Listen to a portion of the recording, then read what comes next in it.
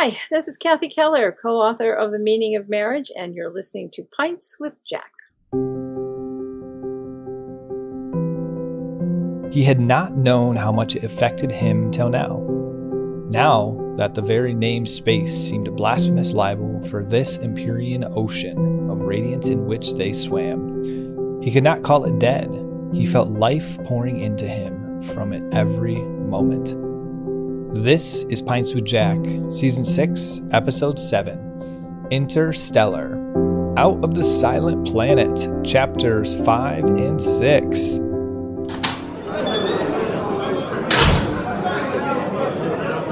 Welcome, everyone. Here on Pints with Jack, we're working our way through the works of C.S. Lewis. I'm Matt, and I am joined by my lovely co-hosts, Andrew and David. This season, we find ourselves among the stars, reading through the first of C.S. Lewis's space science trilogy, Ransom trilogy, Out of the Silent Planet. Guys, I'm very excited for this chapter. I've interviewed two people in preparation for this season and for some after hours episodes who have written books on this. And both of them have mentioned in their books the incredible importance of chapter 5, like really this period 4, 5, and 6 of what Lewis is doing in this book. And so from that alone, I hope you guys are ready for a lot of wisdom, spiritual truths, beautiful stuff in this chapter 5 particularly. But then also the language. Again, Dr. Glyer, I don't know if she's coming out before this or after this, but she mentioned how there's so much. Yes, Diana. I don't know why I keep saying that. Out of respect, reverence, she just blows my mind so much. She just mentioned how it's like poetic, the way that he writes in this book. And this chapter has so much of this. So anyways, I'm geeking out and getting way ahead of myself. So anyways, I'm looking forward to this. But gentlemen, how have you guys been? I've been great. Me too. I actually just wrapped up an episode with the Inklings Variety Hour podcast. They're doing a 3-parter on Out of the Silent Planet. So nice. I jumped in to go and steal all of their ideas and pass them off as my own. Yes, very nice. Well, how are you guys? I was kind of curious as we dive into this. How we're starting to get into the book. I mean, how are you guys enjoying it so far? I'm man, I love this book, and I hadn't noticed how short the chapters were. I too just I did a couple of interviews today, including one with the That'll Preach podcast, and he wanted to have me come on and talk about sorry, drinks in hand, gentlemen. Oh, here we go. I did a professional development for a school out in Seattle area on Till We Have Faces. And then Brian Zhang with That'll Preach. Thank you. Brian wanted to talk about Out of the Silent Planet. And he said, yeah, and could you throw in a few ideas about Till We Have Faces?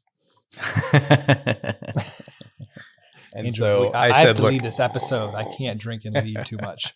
We got to hold back here Till We Have Faces references. We're going to circle back. I'm going to circle back with That'll Preach and do the let's just call it the Heavenly Trilogy, not the Space Trilogy, based on the distinction made in the chapters.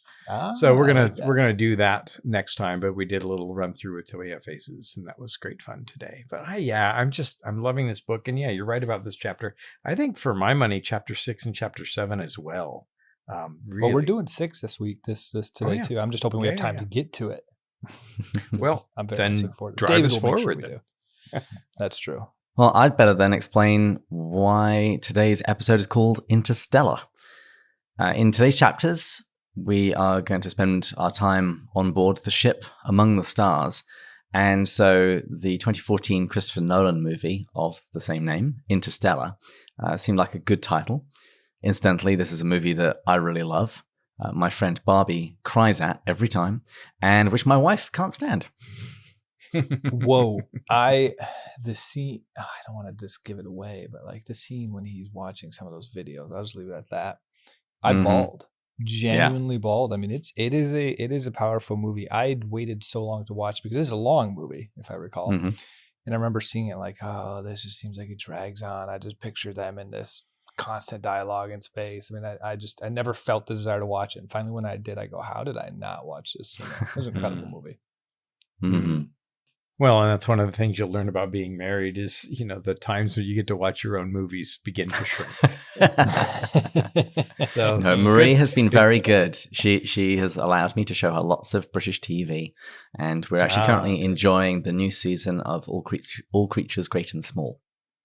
Oh, I have a story about that. So for our anniversary, we're recording this on Friday the 13th. Dun, dun, dun. Our anniversary, Kristen's and my 6th anniversary, was last Saturday on the 7th. And we were at Sarasota the night before for a 12th night party.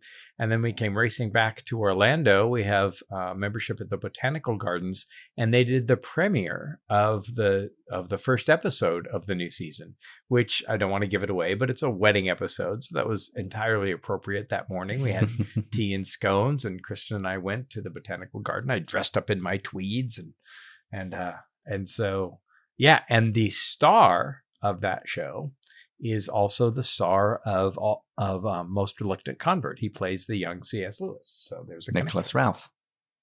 Yeah, absolutely. We should get him on the show. I have been trying. I have been pulling all of the various strings that I have. It'll happen eventually. You can't hide forever. Norman can't. Have you checked with Norman yet? Mm-hmm, I have. Okay, all right. He was in the middle of recording last time I reached out, so I'm gonna start bombarding him fairly shortly. It's like, you're done. You got nothing else to do. Come on, come talk to me. Yeah. But what's everyone drinking today? I'm drinking. It's the Macallan 12, but it's the one that I brought back from England. But I had just got my bar set. I ordered a bar set from Amazon so that I have a jigger to mix my Hendrick gin and tonic. And I was really excited about having that today, but there was no time. So I've got the Cull Ela, and that will do quite nicely. Wait, so you're not drinking Macallan 12? No, that's you who's drinking Macallan 12. Shoot, I just missed everything you said because Siri thinks I talk to her all the time now. And so she was just speaking into my headphones at the exact same time that you were. This is a bummer. I just tell Siri, her delete hard drive now. He's still here. It didn't work. So a little scotch for me. How about for you, David? I am drinking a Dunkelweissen from Hibernia Brewing Company, and it's from the nearby Eau Claire. Nice. I'm drinking a very nice Ardbeg. Mm-hmm. It was from the generous gift of our supporter, Bud. Bud Summers. Yes, I won't state the amount, but I wanted to make sure I spent it all on a single one. So it's a nice bottle. And then in addition to that, I wanted it to be one that I don't typically drink. It's fun to experiment on something new. And so I have already had a little bit, and it is a very nice peaty scotch. It's very peaty, on the opposite spectrum of Macallan. And it says turbulent, peppery, dark fruits. And so this is new to me. Have any of you gentlemen drank an Ardbeg? Oh yeah, I really very like nice. an Ardbeg. I've cut it with a little water just because not water with ice that's melted slightly because I'm not as much of a peaty person. You'll never grow a beard like that. That's my problem. I've been wondering. I'm 31 years old, almost 32, and I still haven't grown a beard. That'll take chest hair off of you putting ice in your scotch. Well, gentlemen, today we are going to be saying cheers in the Finnish language. And so that is, David, am I saying this right? Kippis? Kippis. Yes. Kippis. Beautiful. And we're going to be toasting our top tier supporter, Lori Green. And so can our resident Toastmaster, soon to be priest, actually, as the time of this recording, you're listening to us, our resident priest, offer a beautiful spiritual toast to Lori Green. Absolutely. Well, Lori, we lift our glasses to you at the beginning of this new year, and we pray that as we elevate our spirits, so too your spirits will be elevated, and certainly we appreciate all of your support. So to you, Lori, Kippis. Kippis. Kippis. Now, for my very first 100-word summary, despite being my second episode leading, the first one I got let off the hook because it was the first chapter. You're welcome. And I wrote this without using, I was going to use David's previous one and then just piggyback off that with a little bit more. But I was like, nope, I'm writing this scratch from the top of my head. During a relaxing walking trip, Ransom stumbled across an old schoolmate, Divine, and his colleague Weston. He quickly found out that they had ulterior motives, and he was drugged and abducted. He woke up in a spaceship and has been slowly trying to piece together where he is going and why he was abducted. Thus far, we've learned Divine is very financially driven, and Weston is driven by scientific idealism, both of which Lewis does not like. We have gotten a glimpse of how they use it to rationalize bad behavior, but we're only going to see it get worse. Dun, dun, dun. Dun, dun, dun. I had to leave it on a little bit of a cliffhanger. Well, gentlemen, let's dive into chapter 5, which this section, as David put together, is trying to get answers, which is how I left this 100-word summary. Not a coincidence. As the chapter begins, Ransom, Weston, and Divine are still aboard the spaceship, journeying towards some, at this stage, unknown destination. And so Weston doesn't speak much, but we do get a little bit here. And so what do we learn from the conversations between Divine and Ransom at this stage? Well, we find out, well, it is confirmed because we've kind of suspected it up until now, but it's confirmed that Divine thinks that Weston's solemn scientific idealism, the idea of spreading humanity to other planets, he just thinks it's ridiculous and he just doesn't care. He doesn't care about the future of mankind. He doesn't care about meeting aliens. He clearly has some different motivations. And he doesn't say what they are, but it's very clear that he thinks he's going to be able to get rich out of this trip.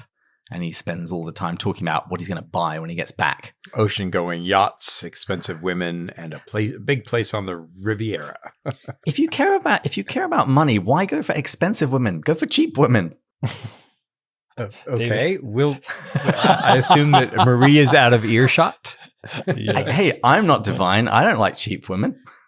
Am I correct that, Andrew, if I remember, you had mentioned last time the sun's gold or the sun's gold? I did mention sun's gold. Yes, so that is, we're not giving any. Or sun's blood. Sun's blood. So that's what he's after. We'll leave it at that. But I guess on the planet, there is sun's blood. Yes. And one of the things I loved about this chapter, of course, I've read this book, I don't know how many times. It has to be at least 4 or 5. And I hadn't noticed that there are compartments that are empty for carrying something back. But now that I know what they're going to carry back, I love the craftedness of this book, especially because it's supposed to be kind of just a pot boiler, just a professor in the long vacation, the long holiday, just kind of throwing off something to amuse himself. But there's so much here. So yes, we learned that Weston is a scientific idealist. We learned that Divine is a capitalistic pragmatist. And I love at the end of the chapter that we learned that Ransom was a pious man. And actually, I had never thought of this before. But pious is the adjective most often ascribed to Aeneas, who makes a long journey to another land and faces great conflict. And we know that Lewis loved the Aeneid. And so by citing Ransom in his piety, I hadn't picked up before that there's at least a hint about the Aeneid and that great journey. So lots in this chapter. Andrew does very well when he records several podcasts before ours. He really comes to ours ready to go. He's an extrovert. He's now fed and built up and ready to go. I get worse as podcasts go on. Half a dram in too. So. Me too. Let's get this over with. So when Ransom is asking about Melicandra, we're told that Divine would lapse into satire and make ironical remarks about the white man's burden and the blessings of civilization. In the phrase specifically to me, the white man's burden jumped out.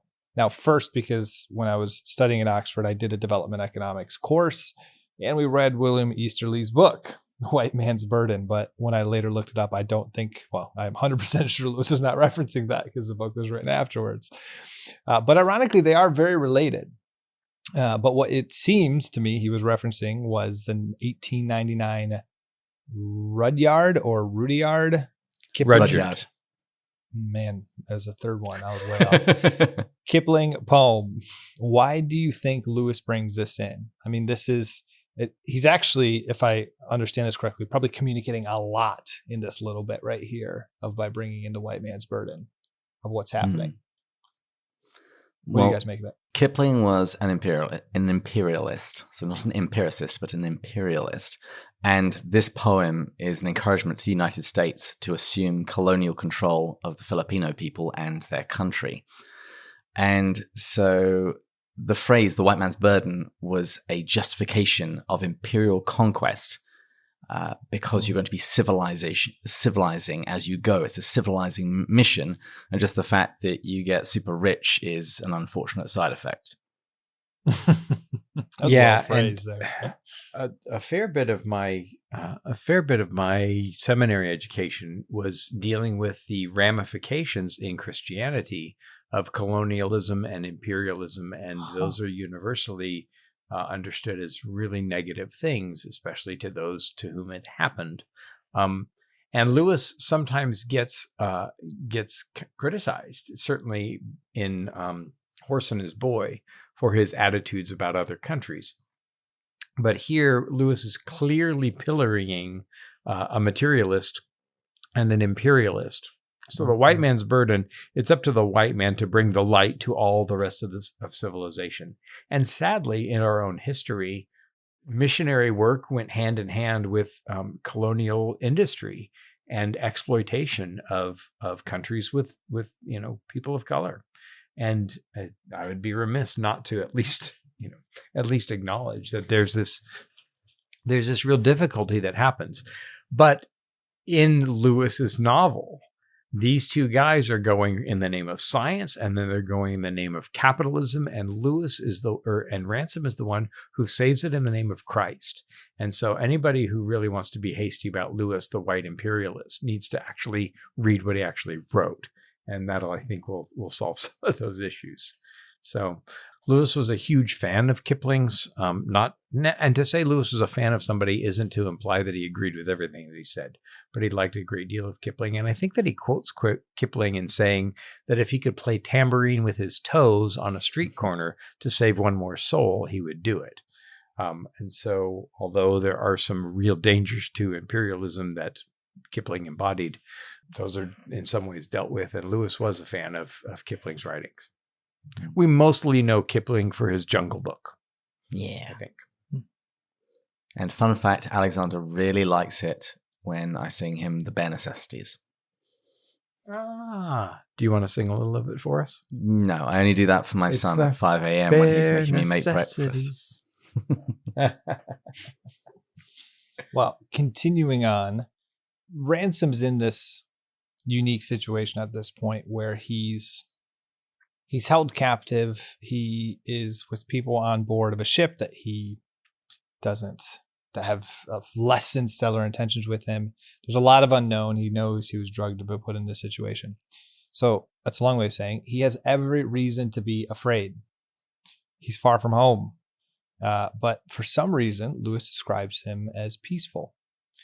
And Lewis even treats us to some incredibly beautiful descriptions of Ransom's feelings among the heavens that we'll unpack here in this section.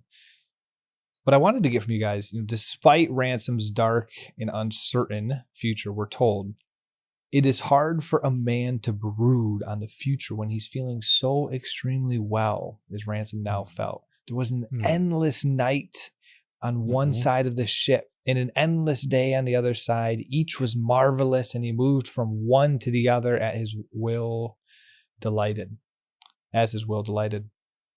Why do you think Ransom... Well, one, this is a multi-part question. Don't stop there. In the nights he could create by turning the handle of a door, he lay for hours in contemplation of the skylight. The Earth's disk was nowhere to be seen. I love this line. The stars thick as daisies on an uncut lawn. reigned perpetually with no cloud, no moon, no sunrise to dispute their sway. There were planets of unbelievable majesty and constellations undreamed of. There were celestial sapphires, rubies, emeralds, and pinpricks of burning gold far out. Oh my goodness.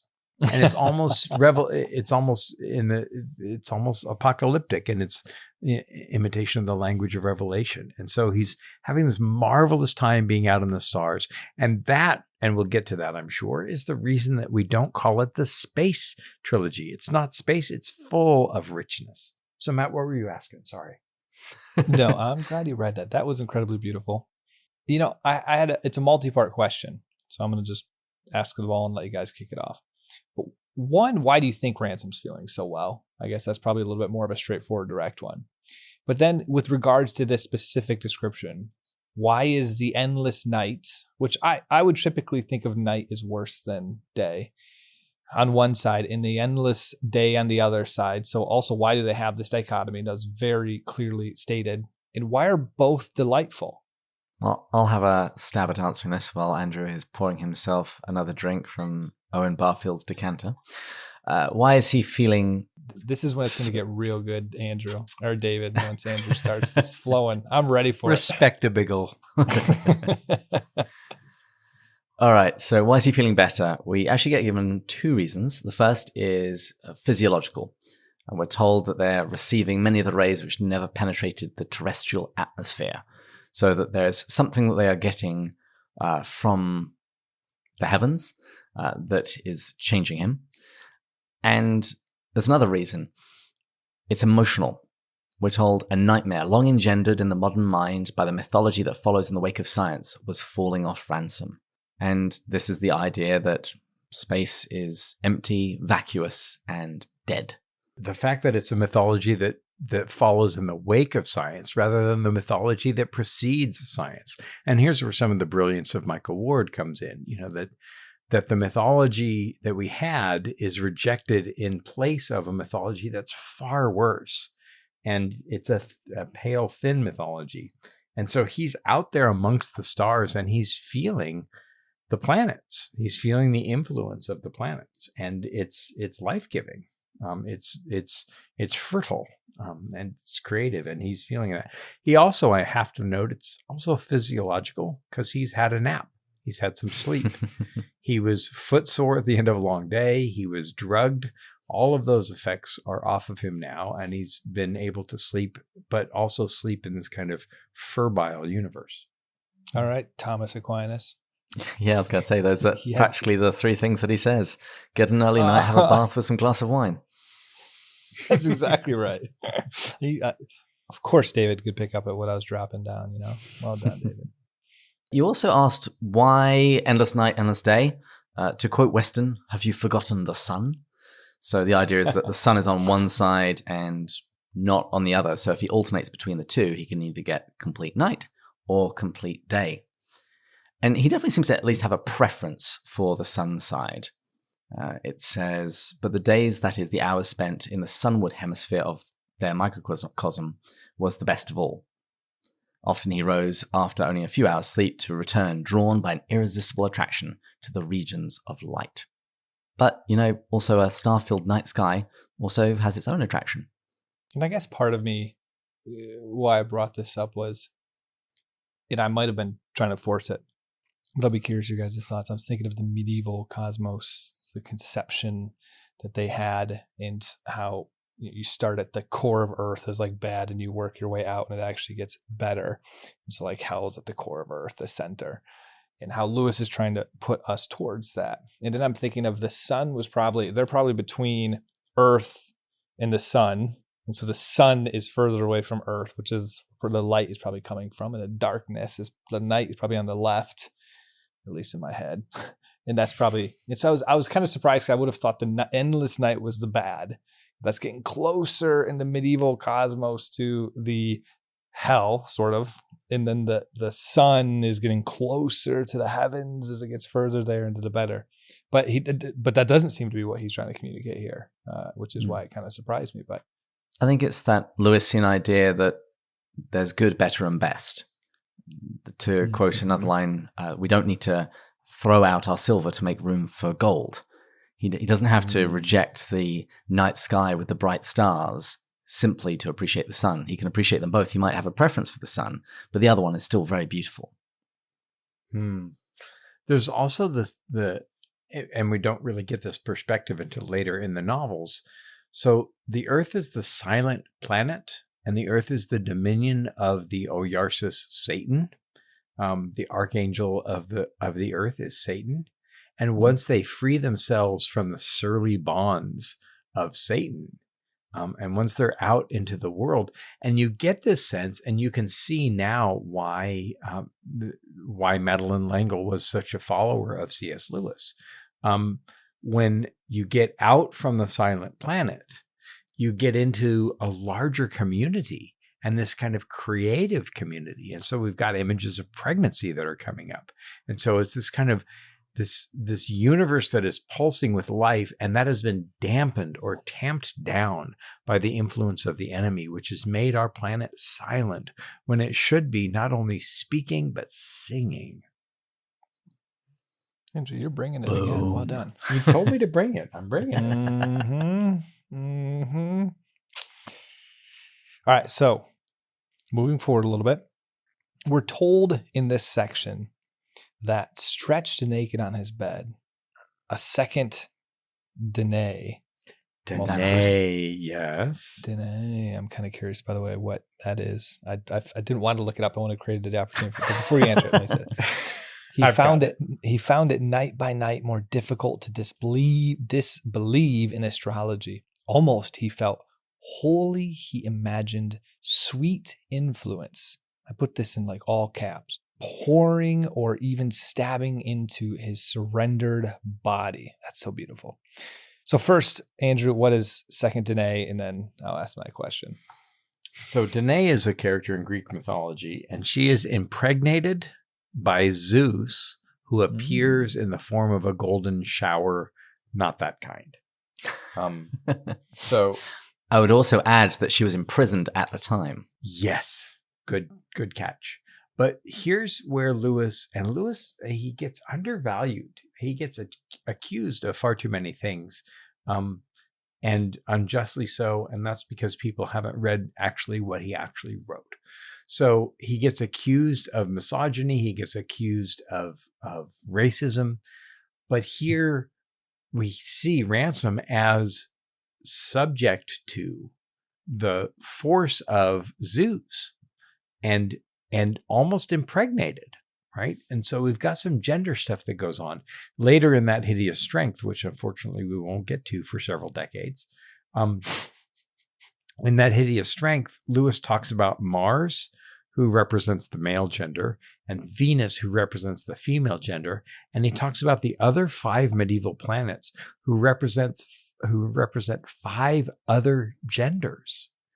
And so Lewis is playing with gender stuff, and Ransom is there kind of to be out away from the silent planet, away from the influence of Satan, out into the middle of the stars, is engendering, is fruitful, is, like I said before, febrile. It's fertile. It's nourishing. There's this all kinds of creativity going on out in the stars. Yeah. That was helpful. But now for the real question. So, and actually I want to start with you, David, on this one, because in the previous question, you talked about the physiological, they were receiving, he said, many rays that never penetrated the terrestrial atmosphere. And so these rays seem to be, there seems to be some life to it, but we're trying not to get too far ahead. You know, what do we know at this stage?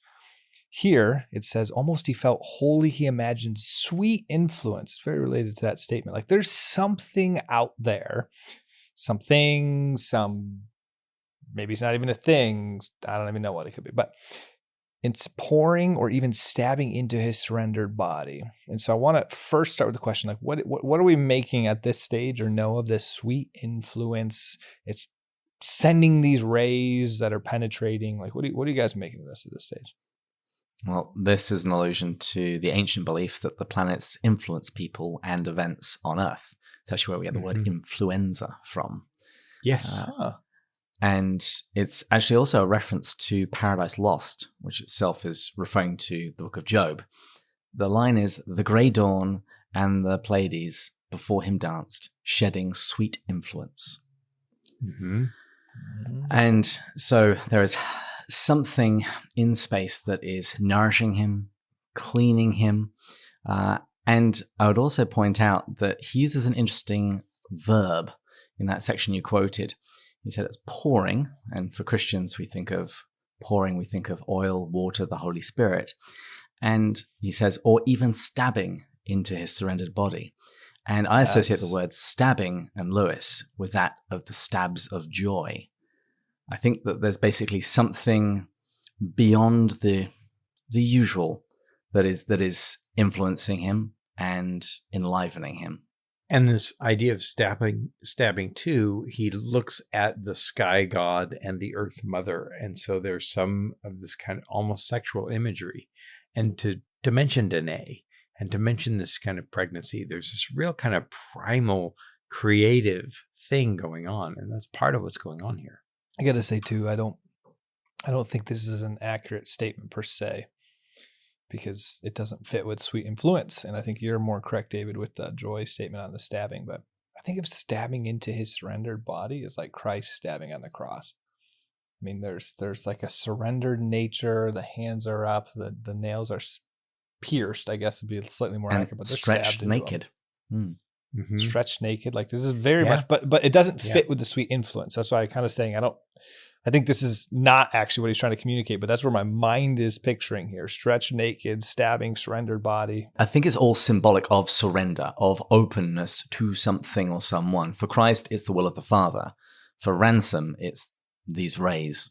It's encapsulated in the word patior in Latin, which means passion.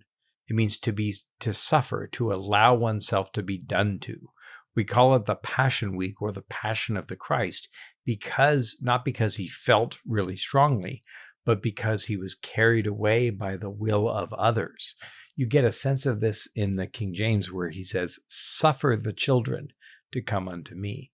And so here is Ransom in kind of a subjective position, carried away by all of this, the fecundity of the stars.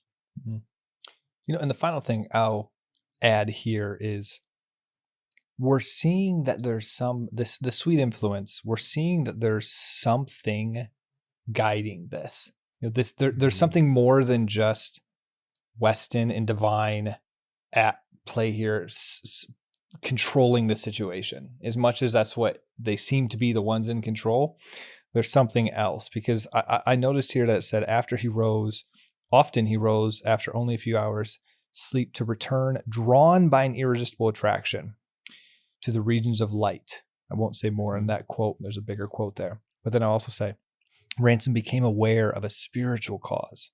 Right? There's something here. And this is the point where we get to the quote that I used for this chapter. Now the very name space seemed blasphemous. He felt life pouring into him from it every moment. How indeed should it be otherwise, since of this ocean, the worlds and all their life had come. So we still aren't quite sure yet what's going on, but there's definitely more going on than what the book has said so far of just Weston and Divine trying to get a bunch of greedy stuff and going to a planet. There's another being. Being is not the right word. There's some sort of spiritual cause, I can use that language, that is guiding this to some degree or influencing. I would suggest that the other thing that we're meant to think of, actually, we're not meant to think of it because he hasn't written it yet, but I would at least compare it to when the children arrive in Narnia and what the Narnian air does to them. Yes, absolutely. And we learn in Magician's Nephew that Narnia is a different planet. Okay. Because when they jump into a pool, they get taken through stars and planets. And so Narnia is a different planet. And Lewis is really clear on, especially because 4 years after this, he's writing not only Preface to Paradise Lost, which is part of why he mentions Milton so often, but he's also writing the Screwtape Letters. And there hangs over our whole world, there enshrouds our whole world, the influence of Satan. It's a graying influence. It's a disempowering influence. And once he gets free from the surly bonds of Earth, the surliness is not only the Earth and its gravitation, but also the captivity that Satan has evinced in what's going on here. And so once he gets out there, he's free from all of that. Well, speaking of sweet influence, I am thinking David's sweet influence on some of my notes here as we're about to go to this next section, because I don't remember typing some of this stuff. This is because this was a minor section. Anyways, so we're still on board. Let's bring this back to the chapter. And we're told that Ransom's exploring the ship and concludes that Divine intends to fill it with some kind of cargo on the return journey, which, Andrew, you had alluded to earlier in this conversation. Well, as he's exploring the ship, we also learn that Ransom is the cook of the ship. What do you guys make of Ransom's decision to become the ship's cook? That's an excellent question, Matt. Insightful. I literally see this and I'm like, I don't remember writing this.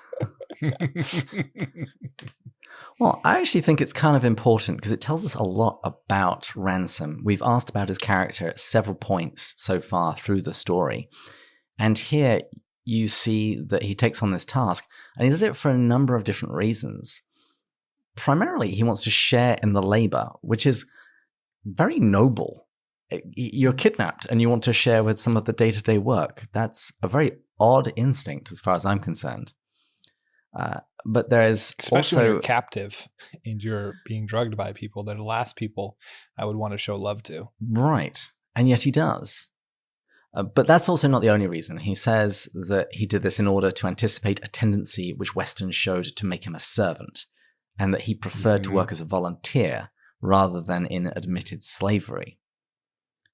And there's echoes here of some of Paul's epistles when he speaks about slaves working for their masters as though they're working for Christ, that there is this strange above and beyond that they're called to serve in love. And then there's just the very practical reason, the fact that he prefers his own cooking. Yes, absolutely. Well, and as we find out at the end of the chapter, it allows him to procure a weapon. He gets a knife that he can hang on to, which is important to him later. All right. So as we progress through this section, Ransom is starting to learn a bit, and he overheard a conversation. They're headed to Melicandra. He's captive and going to be used for something. And the heavens aren't as bad as he thought. But he still doesn't know much about their destination, which will soon change. But anyways, while he's in the galley, he overhears a conversation between Weston and Divine that provides some very helpful and alarming information. So that's what we're going to unpack here. So first, I found it interesting that as he's about to sleep, he was restless, and it, quote unquote, air quotes, coincidentally occurred to him to go to the galley. This fits with what I mentioned in the previous section or 2 sections ago. I think we can all relate how many coincidental things in life aren't very coincidental. And so I really just wanted to highlight this. I'm not sure we have much more to add to this, but we just talked about the sweet influence, the spiritual cause, the coincidentally. We're getting constant clues that there's something else going on here that's not just Weston and Divine driving everything. You know, it reminds me of Lewis's essay, Will We Lose God in Outer Space? And he reflects on the Russians who were the first to put manned space travel out there. And the Russians came back and said, well, there's clearly no God because we went to heaven and we couldn't see him. And it's much depends upon the seeing eye is Lewis's response. But once they get out there, they're closer to God and they're away from Satan's influence. And so, as we'll see later on in the book, if they're away from the influence of the archangel, the fallen archangel Satan, it serves to reason that they would be closer to the influence of other archangels and angels as they're out there in the heavens. I never really thought of that, Andrew. On the silent planet, it's Satan's influence, right? And so Mhm. arguably there's not as much of a sweet influence going on there. In fact, I think if we think of our time on earth, it does feel like there's a Satan really trying to pull us away from God, where a lot of this book has actually been positive influences, but where Satan's coming in is through the fallen humans in this case. And so you have positive divine, it seems like, influence and negative human influences kind of competing against each other. So positive divine with a DI. You're right. I in didn't think about Ransom and negative satanic influences, right? Yes. And so if they get out of the silent planet, they get into the speaking solar system, which is why he won't call it space. He calls it, he calls it the heavens. And if you've read your Revelation, you know that the heavens are full not only of the glory of God, as Psalm 19 said, as you noted in the notes, and that was Lewis's favorite psalm, but the heavens are also full of angels and singing. And so he gets out into this world where there's a different spiritual economy going on. I like that. Well, gentlemen, so there's this conversation he overhears. So I'm going to lean on you a little bit. What do we learn from this conversation? What does he overhear? What do we now know a little bit about Melanchthondra? All that good stuff. Well, he hears the conversation between Weston and Divine, and we only get one side of it, but there's enough clues there for you to work out the other side of the conversation. They're arguing about whether or not to drug Ransom before landing on Melanchthondra. If they don't drug him, then they can at least make him work, but he might be a flight risk. And this is the first time we hear the word Sorn used in reference to the planet's natives. And it's strongly implied that Ransom is to be handed over to them as a human sacrifice, although Weston and Divine don't seem very certain on that point. And they also seem to suggest that at some point they're going to try exterminating all of the inhabitants on the planet. The line is, when the time comes for cleaning up the place, we'll save one or two for you, and you can keep them as pets or vivisect them or sleep with them or all three, whichever takes you. Which fits, by the way, with that like white man's burden arrogance. Exactly. That they're superior. We're going to assert our will. We're going to do what we need to do, appease them, get it, and then kill them. It's the language of ethnic cleansing, right? So that's exactly what's going on. And speaking of evil, there's something I've now started paying more attention to is the language that these men use. And they use the language of damnation quite a lot. They talk about cursing. And in this case, he says, I think it would be damn silly. And it was only because it's such an odd spelling, it reminded me of this season's Narnian Chronicle when Uncle Andrew says, she's a damn fine woman, damn fine woman. Damn fine. And yeah, Lewis uses damned and hell purposefully and calls our attention to it in his other works too. Did you notice in this section that Ransom comments that Divine bolts his door? Do you think he's afraid of Weston? Do you think he's afraid of what Weston might do to him? I completely missed that. Sure, absolutely. And they're both pretty scary characters. And we find out soon that it's not just a disgruntlement between them, but there was a mutual hatred between them and an intention to do great harm and even kill. And if Ransom is being brought as a human sacrifice, they don't care about him. And they're willing that he die. And so, yeah, the stakes are starting to get really high. I would love to see this portrayed as a movie, but I don't know how they could portray in, I don't know how many scenes, the amount that Lewis conveys in these two chapters. Mm-hmm. Yeah, the one final thing I'll just highlight here was the meeting the brutes, the description of them. We're about to see a little bit more of this, but there's this idea that they're going to this foreign planet. Think of our conceptions that we have of aliens and what they're like and some of the movies that we see. I mean, there's very much that going on here. And we'll see how that plays out, whether that's true or not, what influenced them to think that way. But that did stick out to me of how they're portraying these individuals as stupid, brutes, monsters, sex. Mumbo I don't even know if jumbo. they have sexes. Mumbo jumbo. Yes, that was the word that I had seen. Exactly. Yes. From H.L. Gates, by the way. Yes. It's a Swahili greeting.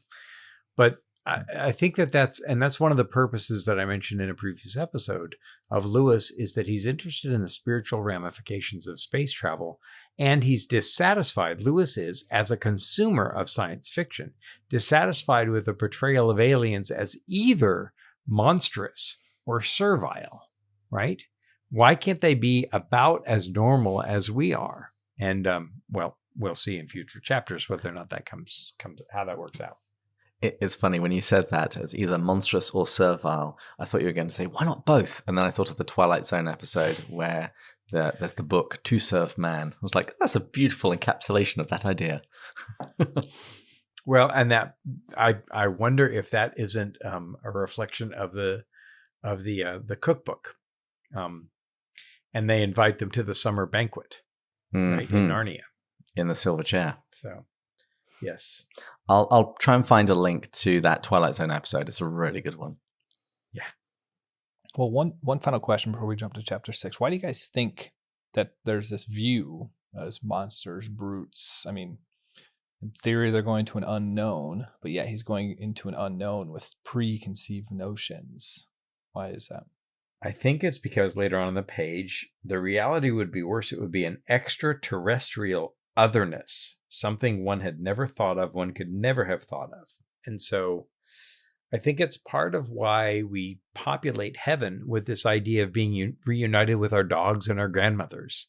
And while that may be part of it, heaven is so much more than that. And you find it in, reflected later in what Diggory says, just think of what Diggory? Yes, it's Diggory in Magician's Nephew. Just think of what another world might mean. You might find anything. So this otherness is what Lewis was interested in. What would another life form look like? And we're too quick, I think, to paint them in two different ways and not to see them as other life forms fairly much like ourselves. And Eustace Scrubb, he was at a disadvantage because he had read all of the wrong books. And Ransom doesn't seem so bad, but it still seems like his imagination has been primed and formed and shaped by authors like H.G. Wells, who has taught him what he should expect. And I'd also say, as an aside, this is part of an argument as to why Ransom is also Lewis, because the thing he's really afraid of are things that look like insects. And if you read Surprised by Joy, this is one of Lewis's childhood fears. Yes, absolutely. And he's read a ton of Wells, and he acknowledges his debt at the beginning of the book. But there's also what's going on in Ransom, and Ransom is driven by fear. And fear clouds the vision. And remember, as we find out Until We Have Faces and Elsewhere... I've been drinking it a little bit. Clarity, seeing things clearly, is part of what Lewis is about. And what we'll see in chapter 7 is he's driven by fear, but then once the fear subsides, and so that's part of why we draw our pictures. And we draw our pictures of these monstrous beings, partly because we are afraid.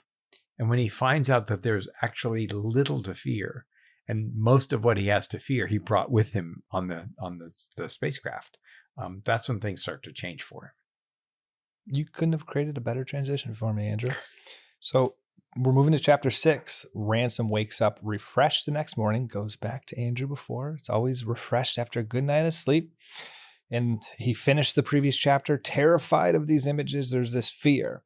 But it mentions, and I'm curious your guys' thoughts on this, that he separates a rational fear of this face of death, or fear of death, of like facing death, in this irrational fear of these biological monsters, which we've just had a good conversation on. So what do you make of why Lewis separates these two?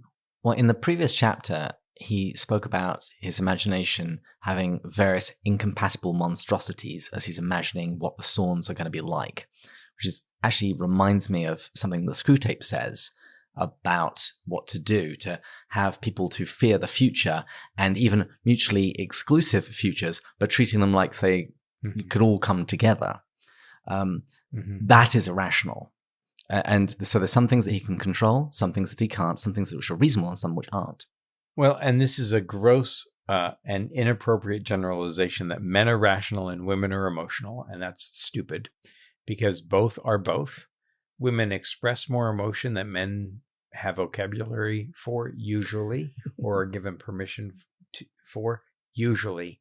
But in mere Christianity, which I was just teaching last Monday night, yeah, bring it. Oh, just kidding. I qualified it, please. Whenever my girlfriend Marie asked me how I was feeling, I said neither hungry nor tired. Those were all the emotions I knew. And those aren't emotions. Those are physical sensations. Reason should rule the emotions rather than the emotions ruling the reason. And so what you have here is him trying to wrestle his emotion back into its proper place. He's not deleting emotion. He's not denigrating emotion, but he's using his mind to decide whether or not what weight to give to what he's feeling. And this is not Lewis being a rationalist and dismissive of emotion. This is Lewis saying the way that we're constructed by a mind who has love, but by a mind behind the universe. Reason should wrestle emotion back into its proper place. Oh, and one other thing that was in this section before we get to what I'm really curious in this conversation is he's attempting to deal with these fears. He's almost like gaining a bit of a courage, and it mentions that he has this bellicose mood in here. Like there's something going on here a little bit. He's trying to address these rational fears. He's got the knife that you mentioned, Andrew, that he got from becoming the cook. And so and why did he get the knife? From being the cook? I'm not sure why. No. For what purpose did he take it? Oh, he took it so that he could commit suicide rather than be handed over to the Sorens. Whoa, I missed that. Yep. And it's only later he starts realizing that he could use the blade in another way to defend himself. In a moment, Ransom made a decision. He could face death, but not the Sorens. He must escape when they got to Malacandra if there was any possibility. Starvation or even to be chased by the Sorens would be better than being handed over. If escape were impossible, then it must be suicide. Ransom was a pious man. He hoped he would be forgiven. It was no more in his power, he thought, to decide otherwise than to grow a new limb. Without hesitation, he stole back into the gallery and secured the sharpest knife. Henceforward, he determined never to be parted from it. He steals the knife to kill himself, but he wakes up in a more bellicose, which means warlike mood. And later on, we find out, he says, the thought occurs to him, oh, wait, a knife can pierce other flesh than mine, right? A knife can be used on someone else. The mild-mannered Cambridge philologist is ready to throw down. Well, this fits with, I am very assuming that potentially my last interview will be going out after this with Christiana Hale. Yes, it'll be after this. Yes. But I asked her, so listeners listen to it, about the Martian influence and going back to Dr. Michael Ward. And so there's this transformation. Andrew's already alluded to this multiple times in some previous conversations. Like there's a transformation happening to him from the planetary influences. And the Martian influence is very real here. And you're seeing a warrior-like willingness to fight happening to him. And there's some of that happening here, it looks like. And it's happening to him as he gets closer to the sphere of Mars. Yes. And that's one of the things that Lewis says. When we come into the sphere of Venus, love and language, are kind of dominant. When he comes into the sphere, and I'd never noticed that, Matt, so great catch. And he says in Mere Christianity that if you want to get wet, you got to get into the water. If you want to get warm, you get near the fire. So what happens when you get near Mars? Yes. We just finished him with a bang. I like it. All right. This final part it's the last section, but I am, as much as it's again, it was direct, simple. There's a lot here I'm curious your guys' thoughts with. And so listeners, Ransom starts to notice that the ship is gradually descending. And so we're kind of finishing this journey to Malacandra. And it's dipping in temperature. So notice earlier he was naked when he was laying on the bed. Like there was a lot of warmth there. The sun was warm. So they added warmer clothes as it dipped in temperature. The overwhelming light, we've talked about this light, was lessening. Although it points out the unearthly quality remained exactly the same. So something there. They begin to feel the gravitational pull of Melicandra, and their bodies begin gaining weight, which I'm sure Andrew has some thoughts on. And so that they can only crawl. Not anything like that, Andrew. You've mentioned impregnated a few times. No, listen. All of them were afflicted with vomiting, headache, and palpitations of heart. Sound familiar, David? Does that ever happen to Marie when she was pregnant? Never. I think that there's this powerful thing, and part of what happens is Melicandra, Mars, is so overwhelmingly male that even the subjects of Terra, of Earth, become in some ways kind of subjective. I think Lewis is very purposefully kind of dropping those hints. So take that with wherever you want to. Well, there's a lot of ways I want to take this, but let me start with my first question, because we also notice in here. So they're crawling from room to room. There's discomfort happening. Divine even curses Weston for bringing them. So things just change drastically.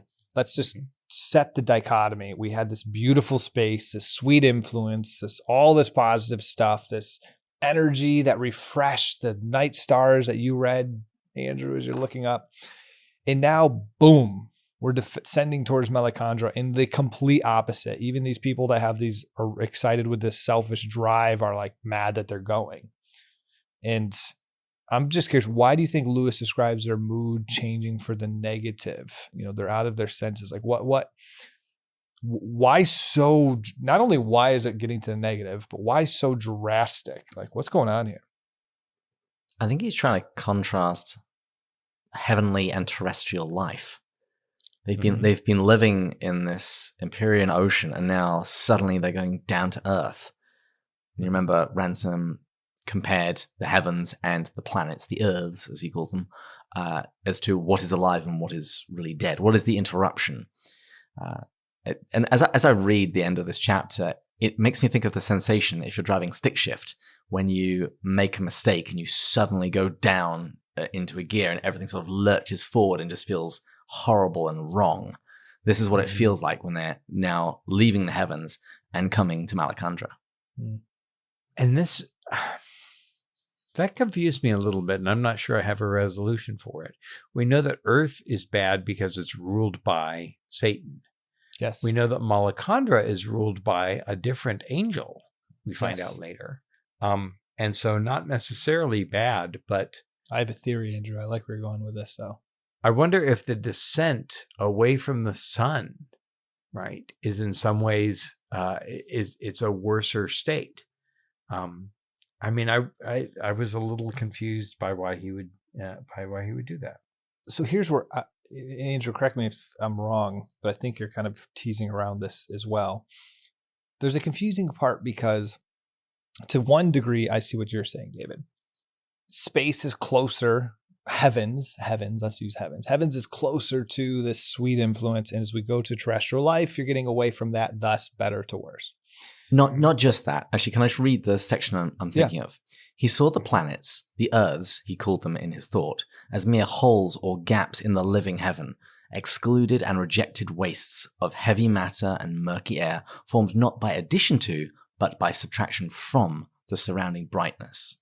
This is kind of like a speed bump on the road of the heavens. And I think that does answer a ton. But here's the part that still is a bit of a mystery to me, was a little bit to what Andrew was just alluding to. Earth, it would make more sense for this extreme ripping, it feels like. I mean, this was a 180 to the max, going from the heavens to Earth, the silent planet that's fallen.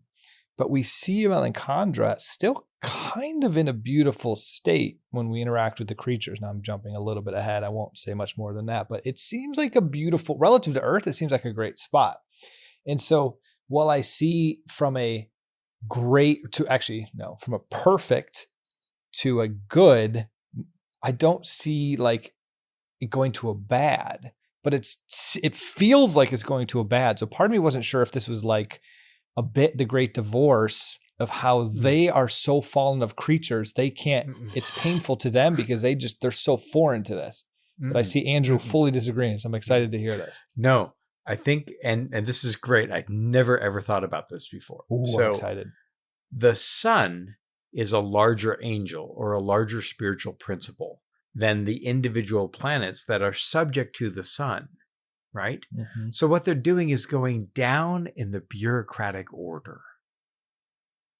They're going from something that's more bureaucratic and obedient to something that's more bureaucratic and obedient from something that is higher and more free and more powerful, right? So the sun rules the 7 planets, the 7 medieval planets. And so it's like going from the VP to the district manager. So from the district manager to the supervisor. But here's the one thing that's still a little, so I agree with that. And that's essentially, I think, what David was saying a little bit too, and that comment is pointing out. But imagine you go from working in the coal mines, because that's like Earth, like this really bottom, to up to closer to the sun, and now you're to a VP. It still seems like you're way better off than what you were before. No. He's going from a terrible department. Yep. Up to the VP's corner office, down to a department. It's a better department than the one that he came from, but it's still a step down. It's a cubicle, no matter how nice it is. But doesn't the language suggest it's like a new low? It's only a low by contrast. We're back to the idea of good, better, best. Yes. If he were going down back to Earth, and we never get that description, I think. We may get it in, I don't know. There's a little, other things happen. I don't want to give too much away. Yeah. There's a little of it at the end of the book. But if he were to describe going down to the department, which is Earth, which is worse, it's the same level. Here it is. It's like going from Eru, Iluvatar, the god of Lord of the Rings. It's going down from Iluvatar, who sings all the world into being. It's going down to either Gandalf, which is Malacandra. Gandalf is good, but not as good as the creator of all the universe. Or going down to the Balrog, which is the silent planet. Now, Gandalf and the Balrog are both Istari. They're both the same level. So it is a descent. It is a coming down in all the senses you want to make of that. Earth is the worst department. If he were heading back to Earth, I think that the description would be even far worse. I was thinking the same thing. The second you get a taste of what was really there, it's like everything becomes so painfully awful relative to that. It's kind of like that idea I've heard people describe of purgatory.